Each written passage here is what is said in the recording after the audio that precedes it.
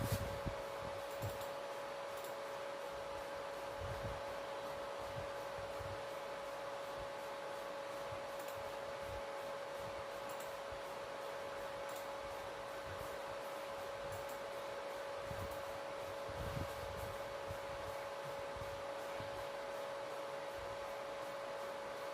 दोस्तों, स्वागत है आपका अपने यूट्यूब चैनल सनराइज क्लासेस में। और आज हम लोग पढ़ेंगे आरपीएफ कांस्टेबल और एसआई की रीजनिंग की स्टार्ट हम लोग करने वाले हैं आज की क्लास में।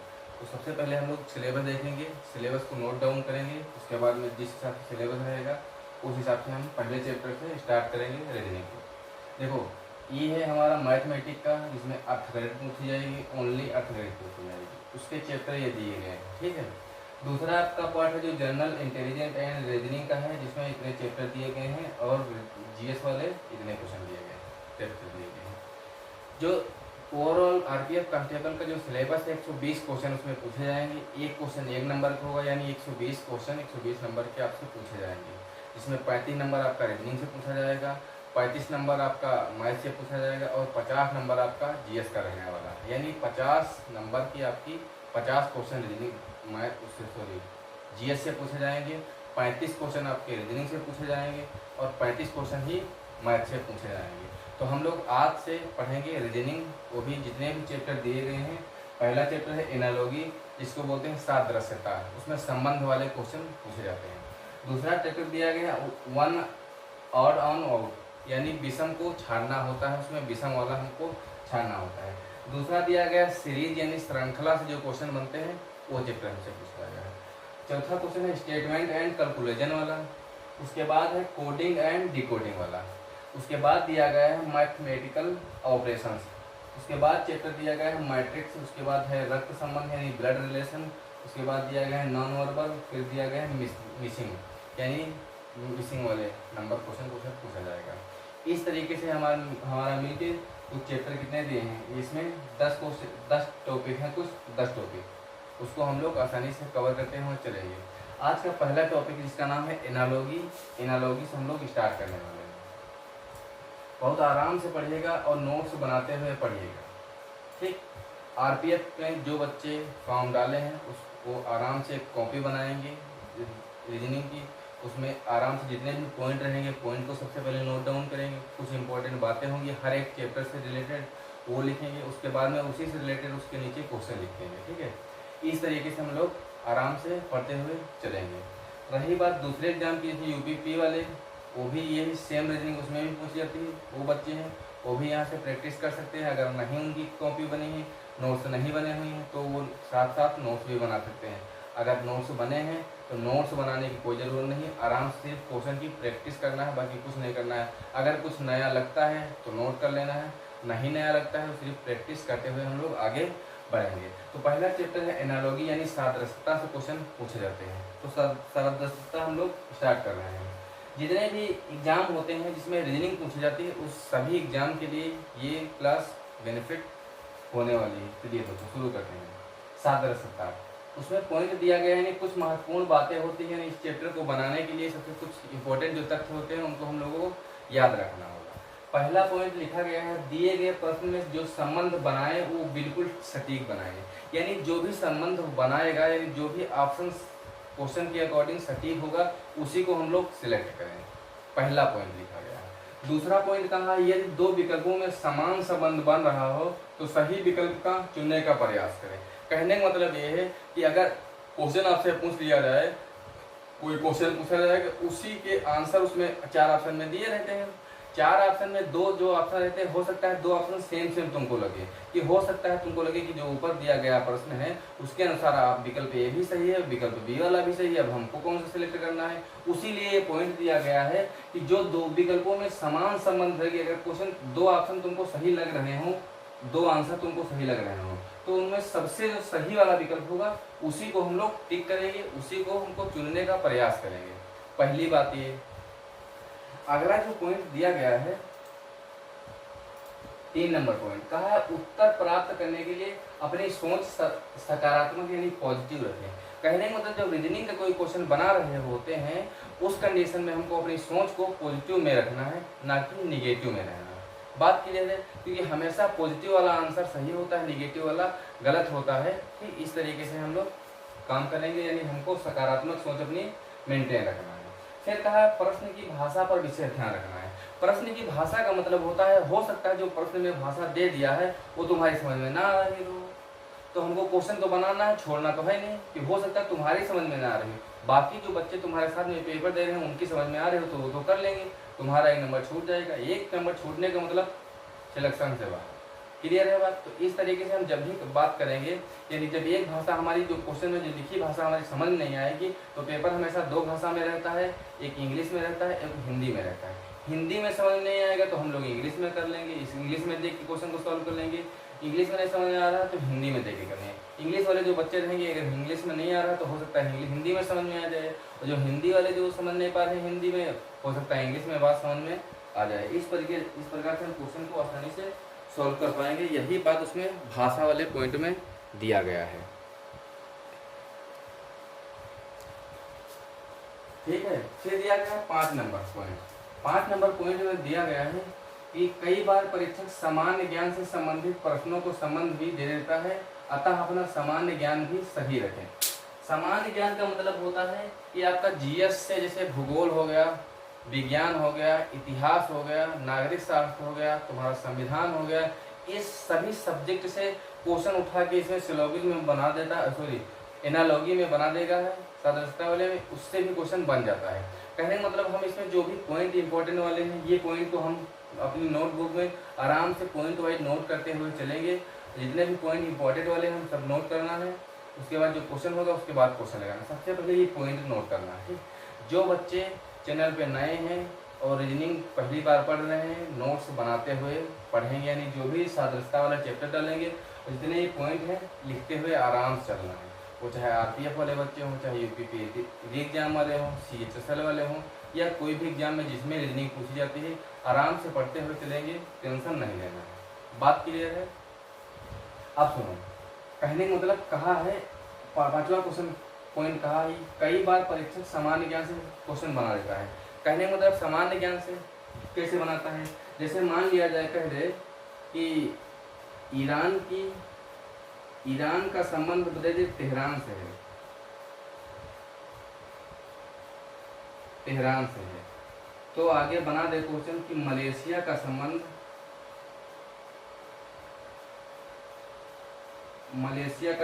किससे होगा। कहने का मतलब कहा है कि सामान्य ज्ञान से संबंध है। अब देखो यहाँ पे देखो, ये जो ईरान की जो राजधानी है वो कौन सी है? तेहरान है। कहने का मतलब ईरान की राजधानी तेहरान है, तो मलेशिया की राजधानी क्या होगा? अब अगर इस क्वेश्चन, ये क्वेश्चन है आपका सादृश्यता है, यानी एनालॉजी का जो चैप्टर हम लोग पढ़ रहे हैं। अब पहली बात, अब आप लोग ये बताओ कि अगर ये क्वेश्चन की हमको मलेशिया की राजधानी पता रहेगी तभी तो हम क्वेश्चन बना पाएंगे, नहीं तो बना पाओगे? नहीं बना पाओगे। इसी तरीके से क्वेश्चन उसमें पूछा जाता है, यानी पॉइंट दिया गया सामान्य ज्ञान भी संबंधित प्रश्नों का संबंध भी दे देता है, अतः अपना सामान्य ज्ञान भी सही रखना पड़ेगा, ठीक रखना पड़ेगा। कहने का मतलब जीएस भी तुमको आनी चाहिए। आनी क्या चाहिए? जब एग्जाम में सिलेबस में दिया गया तो हमको पढ़ना ही है, पढ़ना है, उसी से क्वेश्चन उठा के उसमें दे देता है, इसलिए ज़्यादा क्वेश्चन कठिन नहीं बनाता है। यानी एनालॉजी से और सादृश्यता से जो क्वेश्चन बनाता है एकदम आसान बनाता है, संबंध ढूंढना रहता है, एकदम आसान से कर लेते हैं। क्लियर है बात? इस तरीके से क्वेश्चन आपसे पूछ सकता है। फिर दिया गया है, इस अध्याय में सादृश्यता या सह संबंध के विषय विभिन्न प्रकार को उदाहरण सहित समझाया गया है। इसके अतिरिक्त इस अध्याय को संबंधित कुछ महत्वपूर्ण तथ्य भी दिए जा रहे हैं, जिससे प्रश्नों को हल करने में सुविधा होगी। ठीक है, आपको ये जो, अब यहाँ देखो, ये जो पॉइंट लिखा है उतने जो पॉइंट हैं ऊपर वाले वो नोट हो गए। अब सुनो कैसे करना है। स्क्रीनशॉट लेते चलिएगा, उस स्क्रीनशॉट से हम लोग नोट्स बनाते चलिएगा। क्लियर है बात? या तो वीडियो रोक के नोट कर लेना है। एक तरफ डालना है व्यक्ति, एक तरफ डालना है संबंधित कार्य क्षेत्र। क्वेश्चन बनाएगा कि कलाकार का संबंध नाट्यशाला से है, तो किसान का संबंध किससे है? तो किसान का संबंध किससे होता है? खेत से होता है। क्लर्क का संबंध किससे होता है? कार्यालय से। दुकानदार का संबंध किससे होता है? दुकान से। और रसोइया का संबंध किससे होता है? रसोई घर से। ठीक है, स्क्रीनशॉट लेते चलिएगा, बार बार कहना ना पड़े, और नोट्स में मेंशन करते रहिएगा। क्लियर है बात? फिर आगे का इसी तरह पुजारी का संबंध है मंदिर से, और वकील का संबंध है न्यायालय से, रेफरी का संबंध है मैदान से, और सेवक और बैरा, देखो यहाँ दिया गया सेवक या बैरा का संबंध किससे है? रेस्टोरेंट। सेवक मतलब सेवा प्रदान करने वाला, सेवा करने वाला, और बैरा का मतलब ही सेवा होता है, सेवक ही होता है, यानी सेम बात है। चाहे बैरा दे दे, चाहे सेवक दे दे, ठीक है, चाहे नौकर दे दे, चाहे सेवक दे दे, बात वही है, यानी चारों का शब्द एक ही होता है, मतलब एक ही होता है। तो ध्यान रखना है, कभी बैरा दे दे कहेगा बैरा का संबंध किससे है, तुमको पता ही नहीं रहेगा कि बैरा क्या होता है, ठीक है। इस प्रकार से भाषा का विषय ध्यान, अभी ऊपर पॉइंट लिखा था कि भाषा संबंधित जो भी रहेगा वो अपने हिसाब से देखते रहना, यानी भाषा का भी इसमें बहुत बड़ा रोल रहने वाला है, ठीक। इस प्रकार से हम नोट कर लेंगे। फिर दिया गया है व्यक्ति तथा उत्पाद, ये है व्यक्ति तथा उत्पाद, ठीक। एक तरफ व्यक्ति लिखना है, एक तरफ उत्पाद लिखना है। फिर लिख लेना कि बढ़ई का संबंध है फर्नीचर से, मोची का संबंध है जूता से, शिक्षक का संबंध है शिक्षा से, और मिस्त्री का संबंध है दीवार या घर बनाने से। संपादक का मतलब होता है समाचार पत्र जो बनाता है या लिखता है। सुनार का मतलब होता है जो जेवर बनाता है। अब यहाँ देखो नोट्स कैसे बनाना है। सबसे पहली बात है कि हमको नोट्स कैसे बनाना है। ये जो एनालॉगी है, सादृश्यता है, इसमें जो ये पॉइंट हम लिखवा रहे हैं, जो व्यक्ति उत्पाद वाले लिखवा रहे हैं, इसमें कुछ तो बातें तुमको पता होंगी, ठीक है। जो बातें तुमको पता होंगी एकदम 100% दिमाग में सेट होंगी, उनको नोटबुक में नहीं बनाना है। जो चीज़ें तुम्हारे लिए नहीं होंगी सिर्फ उनको नोट्स करते हुए चलना है। बात क्लियर है? इस प्रकार से हमको आगे बढ़ना है। फिर दिया गया है आपका यंत्र और कार्य। यंत्र से और कार्य से भी क्वेश्चन पूछा है। कहता है किसान का संबंध अगर हल से है तो बढ़ई का संबंध किससे होगा। इस प्रकार से क्वेश्चन बनाता है, ठीक। इसी सादृश्यता वाले चैप्टर में जैसे कुदाल का संबंध किससे है, खोदना, यानी कुदाल का काम क्या होता है, खोदना होता है। फिल्टर का काम क्या होता है कि साफ करना होता है भाई। नाव का डंडा क्या होता है, खेना। खेना का मतलब होता है, नाव का डंडा का काम क्या होता है, खेना। जो जहाज होता है, पानी वाला जहाज, नाव जो होती है, उसमें जब नाविक बैठता है उसके बाद डंडा, एक हाथ का डंडा लेते हैं, हाथ में डंडा लेते हैं, फिर ऐसे से पानी को पीछे की ओर करता है ताकि नाव हमारी आगे की ओर बढ़ते रहे। उसी को पानी को पीछे करना और नाव आगे बढ़ने की जो प्रक्रिया होती है उसी को बोलते हैं खेना। यानी वो अपने डंडे से पानी को पीछे की तरफ बढ़ाता है। जब पानी पीछे की तरफ बढ़ता है तो हमारा उसी में आगे की ओर झटका लगता है, जो न्यूटन की क्रिया प्रतिक्रिया से बल वाला नियम काम करता है। लेकिन उसी हिसाब से उसको क्या बोलते हैं, खेना बोलते हैं, ठीक। सुई का काम होता है सिलना, और ढाल का काम होता है बचाव। ढाल वो होती है जो युद्ध के समय में आगे ढाल लोहे का गोल टाइम में तस्तरी से हमें लिया रहते हैं, उसको जब आगे दुश्मन उस पर जब वार करता है तो उसी पे लग जाता है, यानी उससे सुरक्षा होती है उसको। यानी ढाल को क्या बोलता है, बचाव, यानी उससे बचाव होता है, ठीक। काम क्या है उसका, बचाव का, ठीक। इस प्रकार से है। दूसरी बात है जंतु तथा बच्चे से। क्वेश्चन पूछता है कि गाय के बच्चे को बछड़ा बोलते हैं तो तितली के बच्चे को क्या बोलते हैं, क्या बोलते हैं, लार्वा बोलते हैं। इस प्रकार से क्वेश्चन आपसे पूछा जाता है, यानी एकदम आसान क्वेश्चन उसमें पूछा जाता है। ज़्यादा टेंशन लेने की जरूरत नहीं है।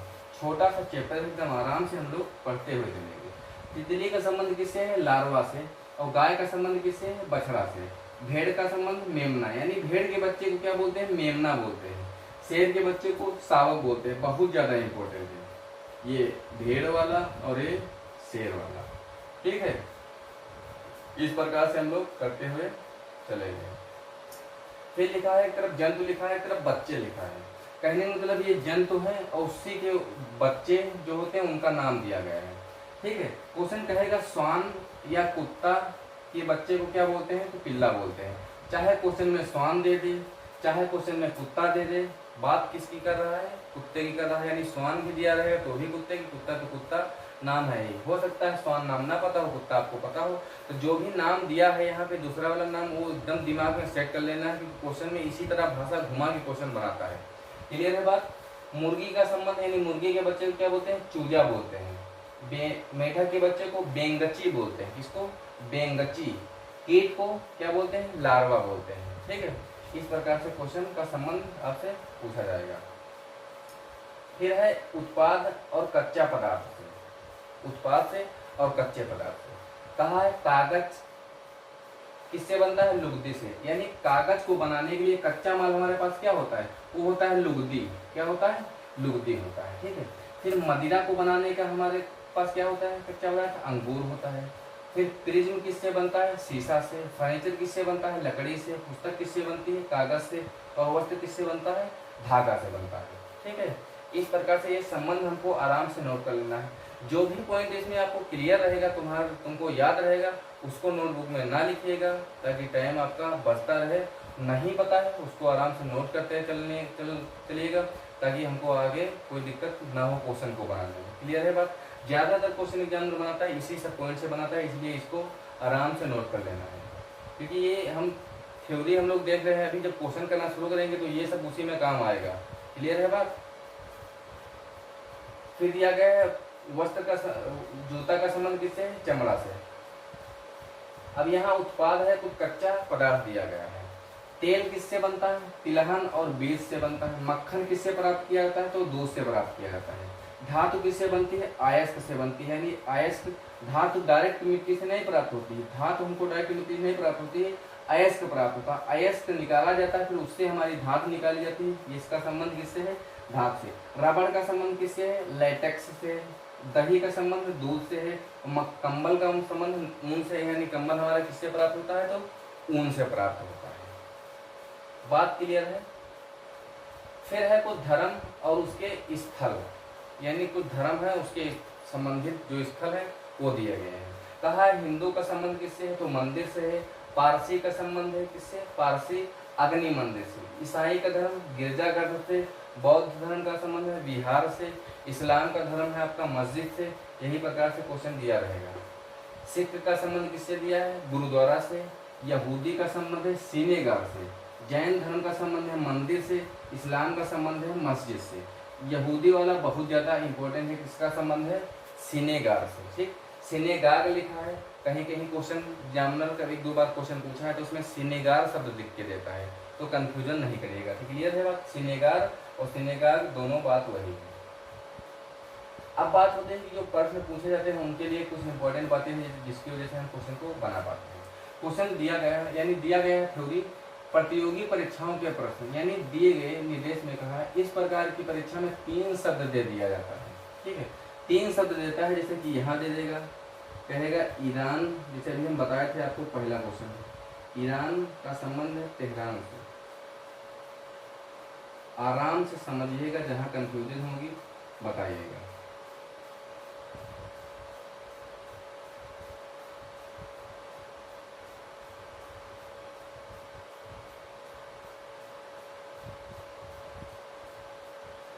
इस प्रकार 3 शब्द दे देगा और एक शब्द यहाँ खाली जगह छोड़ देगा, उसी को आपको जवाब में बताना रहता है। कहा है इस प्रकार की परीक्षा में 3 शब्द दिए जाते हैं जो पहले 2 शब्दों में किसी न किसी तरह से संबंध होता है। कहने मतलब इस वाले इसका संबंध या तो इसके साथ होगा या तो इसका संबंध इससे होगा। ठीक है, यानी पहले जो शब्द दिए रहेंगे इन्हीं 2 शब्दों में आपस में कोई संबंध होगा, या तो इसका संबंध इससे होगा या तो इसका संबंध इससे होगा, या तो पहले वाले का दूसरे वाले संबंध होगा या तो दूसरे वाले का संबंध पहले वाले संबंध से होगा। जो संबंध यहाँ होगा ठीक वही संबंध हमको यहाँ पे दर्शाना है। ठीक, वही संबंध हमको ऑप्शन में दिया रहेगा, इस तीसरे वाले से हमको आंसर आराम से कर लेना है। इस वाले पॉइंट की बात यही दिया गया है।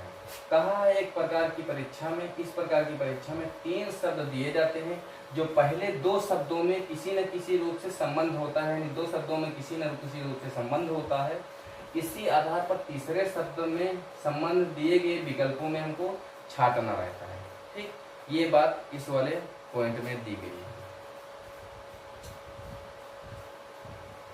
अब आगे हम लोग देखते हैं, पहला क्वेश्चन दिया गया है, ये रहा आपकी स्क्रीन पर। क्वेश्चन कहा है चिकित्सक, उपचार, न्यायाधीश। 3 शब्द हैं। 3 शब्द में हमने अभी पहला पॉइंट बताया था कि 2 शब्दों यानी पहले वाले 2 शब्दों में किसी न किसी तरह से संबंध होगा, या तो इस चिकित्सक का संबंध इस उपचार से होगा या तो उपचार का संबंध चिकित्सक से होगा। जो संबंध यहाँ दिया रहेगा वही ठीक संबंध यहाँ पे हमको बताना रहेगा। अब देखो चिकित्सक का काम क्या होता है? उपचार करना। कहने मतलब यहाँ पर जो दिया गया है वो काम दिया गया है, यही तो दिया गया है। यानी चिकित्सक का हमारा काम क्या होता है कि वो उपचार करना। दूसरा बात, फिर न्यायाधीश का काम क्या हो जाएगा, दंड देना, कि निर्णय देना, क्या वकील, क्या अदालत। तो क्या हो जाएगा हमारा, यहाँ हो जाएगा निर्णय लेना। अभी एक पॉइंट लिखा था इससे पहले कि हमको जब क्वेश्चन को कर रहे होंगे, क्वेश्चन को बना रहे होंगे, तो हमको अपनी सोच को एकदम पॉजिटिव रखना, यानी सकारात्मक रखना है। ठीक है, अब यहाँ देखो दिया है न्यायाधीश का संबंध क्या होना चाहिए, तो न्यायाधीश का क्या होना चाहिए, वो दंड भी दे सकता है, निर्णय भी ले सकता है। कहने मतलब ये दो पॉइंट फंस गए हैं। काफी एक पॉइंट और सबसे पहले ऊपर लिखा था कि दो समान जब विकल्प दिया रहेगा तो हमको सबसे सटीक वाला उत्तर सिलेक्ट करना है। ठीक है, लिखा है न्यायाधीश क्या रहेगा, दंड भी देगा, निर्णय भी देगा। लेकिन कहा था, एक पॉइंट लिखा था कि हमको हमेशा सकारात्मक सोचना है, सकारात्मक पॉइंट रखना है, अपनी सोच को हमेशा पॉजिटिव रखना है, ना कि नेगेटिव रखना है। पॉजिटिव रखेंगे तो निर्णय आएगा, क्योंकि न्यायाधीश हमेशा निर्णय करता है। जब निर्णय में हो सकता है तो उसको दंड देना पड़े, हो सकता है उसको ऐसे ही छोड़ देना पड़े। तो दंड देना होगा तो दंड देने, जो ऐसे छोड़ना होगा तो वैसे छोड़ेंगे। वो तो बात की बात है, पहले हम निर्णय करेंगे, ना कि हमारा दंड होगा, दंड हमारा नकारात्मक हो जाएगा। इसीलिए कहा गया था कि पॉइंट हमको पॉजिटिव रखना है। क्लियर है बात? इस तरीके से हम क्वेश्चन को आसानी से बना पाते हैं। अगला क्वेश्चन है, कहा है वस्तुकार का संबंध भवन से है, तो मूर्तिकार का संबंध क्या होगा। फिर से इसमें काम दे दिया गया है। कहने का मतलब वस्तुकार का काम क्या होता है कि वो भवन बनाता है, तो मूर्तिकार का संबंध क्या होगा, मूर्ति क्या करेगा, मूर्ति बनाएगा। तो कहीं ऑप्शन में है मूर्ति, संग्रहालय है ये होगा नहीं, पाषाण है ये भी नहीं होगा, छेमी ये तो यंत्र है ये भी नहीं होगा, दिया है प्रतिमा। अब प्रतिमा हो जाएगा, क्या हो जाएगा, प्रतिमा। यानी चाहे वो दिए मूर्ति दे, मूर्ति बनाना, चाहे प्रतिमा, प्रतिमा का मतलब ही तो मूर्ति होता है, यानी आकार होता है, आकार देना होता है। यानी विकल्प कौन सा हो जाएगा, डी सी हो जाएगा। एक बात दिया गया था अभी भाषा की, ठीक है, तो भाषा हमेशा याद रखना, इसमें मूर्ति नहीं दिया, प्रतिमा दे दिया है, यानी उसी का पर्यायवाची शब्द दे दिया है। ठीक है, इस प्रकार से हमको क्वेश्चन को आसानी से बना पाना है और एकदम आसानी से नोट करते हुए आराम से चलना है। अगला क्वेश्चन आपका दिया गया है कि कां का संबंध बतख से है, तो हिंगनाना का संबंध क्या है। कहने मतलब है कुछ जंतु दे देगा, कीट दे देगा, उनकी आवाज कैसे, वो आवाज कैसे निकालते हैं उनकी बात करेगा। ठीक है, उनकी आवाज दे देगा। तो कां कौन करता है, बतख करता है। ठीक है, या तो फिर कां करता है, कावा करता है, या तो यहाँ कावा देता, लेकिन बतख दिया है तो कोई बात नहीं, कावा ने दिया कोई बात नहीं। यानी कां का संबंध किससे है, बतख से है। तो हिंगनाना का संबंध किससे होता है, क्या लोमड़ी हिंगनाती, नहीं, घोड़ा हिंगनाता है। तो कहोगे हाँ, हिंगनाने का संबंध किससे है, तो घोड़े से। एक बात पूछा जाता है कि बिल्ली क्या करती है, बिल्ली करती है म्याऊं म्याऊं। क्या करती है, म्याऊं म्याऊं। ये है बिल्ली की आवाज। एक बहुत क्वेश्चन पूछता है कि बंदर कैसे आवाज निकालता है। बंदर क्या करता है, कटकटाता है।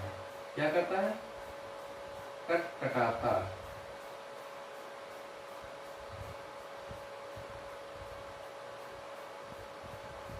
कटकटाता है। क्लियर है, इस तरीके से तो हमको याद रखना है, ये भी दो पॉइंट याद कर लेना है। ठीक, इस तरीके से क्वेश्चन जानवरों की आवाज भी हमसे दे देता है, हमको दे देता है। ठीक, क्वेश्चन में एकदम आसान क्वेश्चन बनाता है, ज्यादा कठिन क्वेश्चन नहीं बनाता है।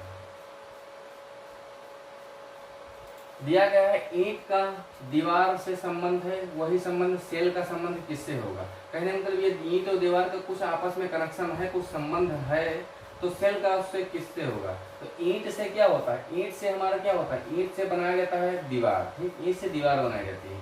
तो सेल से क्या बनाया जाएगा, ऑप्शन देखते हैं, क्लोरोफिल दिया है, अंग दिया है, डीएनए दिया है, उत्तर दिया है। कहने मतलब सब कुछ तो इसमें हिंदी में दे दिया, लेकिन सेल शब्द जो दिया है वो अंग्रेजी में दे दिया है। इस सेल का मतलब होता है, इसका मतलब होता है हिंदी में कोशिका। क्या होता है मतलब, कोशिका। इसीलिए सबसे पहला पॉइंट लिखवाया था कि भाषा का विषय ध्यान रखना है। अगर भाषा हिंदी में है तो हिंदी पढ़ेंगे, अंग्रेजी है तो अंग्रेजी में पढ़ेंगे, जिस हिसाब से हमको दिया रहेगा उस हिसाब से। अब देखो यहाँ सेल का मतलब किससे, वो सेल नहीं जो घड़ी में यूज होता है, उसकी बात नहीं कर रहा है, यहाँ अंग में होता है। सेल से क्या बनता, सेल से बनता है ऊतक। क्या बनता है, ऊतक। ऊतक से क्या बनता है, अंग बनता है। अंग से क्या बनता है, अंग तंत्र बनता है। इससे पहले क्या होता है, कोशिका होती है। ठीक, ये क्रम भी आपसे क्वेश्चन पूछ लेता है, कभी कभी क्रम भी दे देता है, साइंस में क्वेश्चन बनाता है तब ये क्रम होता है। ठीक, इस तरीके से क्वेश्चन हमारा आंसर क्या हो जाएगा, उत्तक हो जाएगा। ठीक, इसी तरह से लैंग्वेज का भी विशेष ध्यान रखेंगे। कभी कभी ऐसा होता है कि जो हिंदी में दिया रहता है वो हमारी समझ में नहीं आता है, तो हम लोग इंग्लिश वाला पार्ट देख लेंगे, वो हो सकता है समझ में आ जाए। इस प्रकार से हम क्वेश्चन को आसानी से बना पाएंगे। फिर दिया गया फूल का संबंध कली से है, तो फल का संबंध क्या होगा। कहने का मतलब फूल किससे बना है, कली से तो फूल बना है, तो फल किससे बना होगा, फल किससे बना होगा, फूल से बना होगा, तो हमारा आंसर क्या होगा, फूल से बना होगा। इस प्रकार से क्वेश्चन को करते हुए आगे बढ़ेंगे। दिया गया है जैसे किताब का संबंध कपड़े से है, किताब का संबंध कागज से है, तो कपड़े के लिए क्या होगा। जैसे किताब के लिए कागज है तो कपड़े के लिए क्या होगा, यानी किताब किससे बनी है, कागज से बनी है। ठीक है, तो कपड़े किससे बना होगा, तो कपड़े किससे बना होगा, क्या रेशम से बना होगा, तो कहोगे नहीं, मलमल से नहीं, तो किससे बना होगा, सूत से बना होगा। ठीक, किससे बना होगा, सूत से बना होगा। क्वेश्चन दिया गया है यदि गाड़ी के लिए घोड़ा तो रेल के लिए क्या होगा, यानी गाड़ी को कौन खींचता है, घोड़ा खींचता है, तो रेल को कौन खींचेगा, पटरी की, स्टेशन की, बिजली की, इंजन, तो कहोगे इंजन खींचेगा। क्या खींचेगा, इंजन खींचेगा। यदि तापमान के लिए थर्मामीटर तो बैरोमीटर का संबंध किससे होगा। अगर तापमान थर्मामीटर से नापा जाता है तो बैरोमीटर से क्या नापा जाएगा, वो नापा जाएगा वायु दाब। ठीक, इस प्रकार से हमारे इस चैप्टर से क्वेश्चन बनते हैं। देखो दोस्तों, ये टॉपिक ज़्यादा बड़ा नहीं था, इसमें तुम्हारे रीजनिंग जो क्वेश्चन पूछे जाते हैं जीएस के आधारित पूछे जाते हैं, यानी इसमें नॉर्मल क्वेश्चन पूछे जाते हैं, जानवरों की आवाज़ पूछ ली जाती है, राजधानियाँ पूछ ली जाती है, किसी देश की मुद्रा पूछ ली जाती है। ठीक है, किसी देश के राष्ट्रपति पूछ लिए जाते हैं, प्रधानमंत्री पूछ लिए जाते हैं, राज्य की भाषा पूछ ली जाती है। ये सब ओवरऑल जीएस से, जब जीएस में हम लोग 50 नंबर को कवर करेंगे, यानी उसमें सिलेबस में जो हम इतिहास पढ़ेंगे, भूगोल पढ़ेंगे, नागरिक शास्त्र पढ़ेंगे, संविधान पढ़ेंगे, ठीक है, करंट अफेयर पढ़ेंगे, स्टैटिक जीके पढ़ेंगे, उसी से क्वेश्चन इस वाले चैप्टर में पूछ लिया जाता है। इसमें कुछ अलग से पढ़ने की जरूरत नहीं होती है, ना कोई इसमें फार्मूला याद करना होता है, कुछ नहीं याद करना होता है। इससे पहले जो हमने कुछ पॉइंट लिखवाए हैं, संबंध लिखवाए हैं, वो संबंध आराम से नोट कर लेना है अपनी नोट कॉपी में। दूसरी बात में हम जो इसमें पॉइंट लिखवाए हैं वो पॉइंट आपको एकदम कायदे से नोट कर लेना है। जो बच्चे पहले से कोई किसी एग्जाम की तैयारी कर रहे हैं और रीजनिंग उसमें पूछी जाती है, सब एग्जाम में एक काम आएगी। अगर किसी के पास रीजनिंग के नोट्स हैं तो वो नोट्स नहीं बनाएगा, सिर्फ क्वेश्चन की प्रैक्टिस कर लेगा। अगर कुछ नया तुमको लगे तो उसको अपनी कॉपी में ऐड कर लेना है, नहीं तो फिर नहीं करना है। ठीक है, सिर्फ प्रैक्टिस करना है। यूपी वाले बच्चे री एग्जाम के लिए बहुत ही इंपॉर्टेंट क्लास है, क्योंकि ये सब रीजनिंग उसी में पूछा जाएगा। आज आरपीएफ के सिलेबस के अनुसार आज पहली क्लास है जिसमें हम लोग पढ़े एनालॉजी यानी सादृश्यता वाला चैप्टर। कल की क्लास में हम लोग आगे का चैप्टर पढ़ेंगे। सिलेबस जो पहले हम क्लास की पहले करवाए थे, वीडियो में स्टार्टिंग में स्क्रीनशॉट के करके नोट कर लीजिएगा। पहले पेज पे आराम से नोट्स बनाते हुए हम क्वेश्चन को सॉल्व करेंगे इस प्रकार से। दूसरी बात, जो बच्चे नए हैं चैनल पे, कृपया चैनल को सब्सक्राइब कर लें, पहले वाला आइकन प्रेस कर लेंगे ताकि नई वीडियो का नोटिफिकेशन आप तक पहुँचता चले। ठीक है, आज पहला टॉपिक है, कल से हम लोग आगे उसी के आगे कंटिन्यू करते हुए क्लास को करेंगे।